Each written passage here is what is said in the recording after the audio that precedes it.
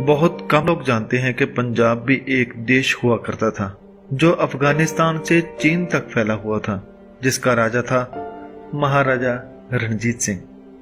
आज मैं उनके बारे में 20 बातें बताने जा रहा हूं। पहली, भारत पर अंग्रेजों ने चाहे कब्जा कर लिया था, मगर पंजाब देश पर वह कब्जा न कर पाया। उसका कारण था महाराजा रणजीत सिंह, जिसको हराना नामुमकिन था।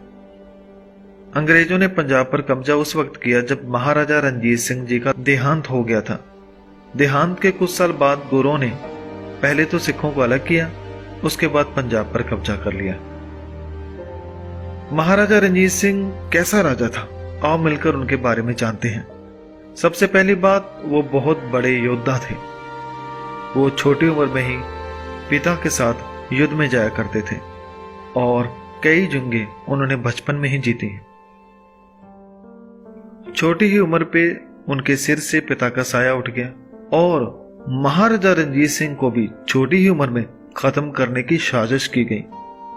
एक दिन अकेले में जब रणजीत सिंह, जो उस वक्त बालक थे, उम्र 13 साल थी, इतनी कोमल आयु में प्राण घातक शत्रु ने हमला किया।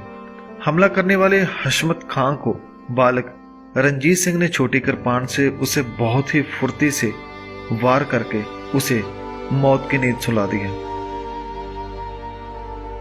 छोटी उम्र में ही चेचक रोग के कारण उन्हें एक आंख गंवानी पड़ी। एक आंख का गंवाना, कम उम्र में पिता की मृत्यु हो जाना, अचानक कार्यभार का बोझ पड़ जाना और खुद पर हत्या का प्रयास, इन सब कठिन प्रसंगों ने रणजीत सिंह को किसी मजबूत फौलाद में तब्दील कर दिया। वो युद्ध नीति में इतने माहिर हो चुके थे कि उन्होंने एक एक करके वो इलाके मुगलों से वापस लिए जो उन पर कब्जा करके बैठे थे। महाराजा रणजीत सिंह ने अपने राज्य का नाम खालसा राष्ट्र दिया। उन्होंने अपना नाम नहीं दिया, बल्कि गुरु का नाम दिया, खालसा का नाम दिया। महाराजा रणजीत सिंह ने पंजाब पर विजय हासिल की, फिर अफगानिस्तान पर, कश्मीर पर, तिब्बत पर और चीन का कुछ इलाका भी अपने राज्य में मिलाया। भारत पर हमला करने वाले आक्रमणकारी जमन शाह दुरानी को उन्होंने महज 17 साल की उम्र में धूल चटाई थी। वह 21 साल की उम्र में पंजाब के महाराजा बन गए थे। महाराजा रणजीत सिंह का एक असूल था कि जहां भी हमले करते थे, वह इलाका जीतकर भी शत्रु को मारते नहीं थे। वह अपने शत्रु को बदले में कुछ न कुछ जागीर दे दिया करते थे ताकि वह अपना जीवन निर्वाह कर सके। महाराजा रणजीत सिंह दुनिया का एक ऐसा राजा है जिसने अपने शासनकाल में कभी किसी अपराधी को मृत्युदंड नहीं दिया। महाराजा रणजीत सिंह बड़े ही उदारवादी दयालु राजा थे। महाराजा रणजीत सिंह बचपन से युद्धों में जाना शुरू कर दिया था, इसलिए वह पढ़ न पाए, लेकिन उनके राज्य में हर तरह की पढ़ाई होती थी। 16 भाषाओं में पढ़ाई होती थी और साथ में नौकरी का प्रबंध भी किया जाता था।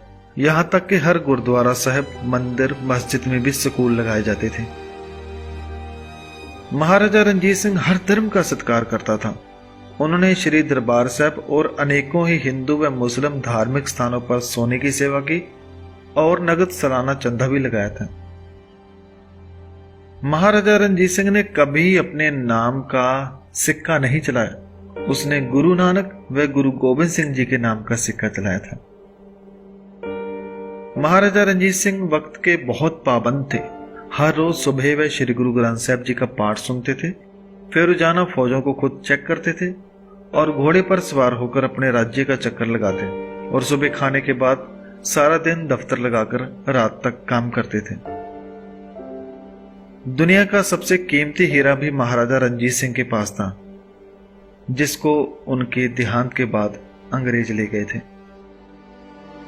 महाराजा रणजीत सिंह के राज्य में न केवल सिख बल्कि हर धर्म के लोग थे और तो और हर देश के लोग थे।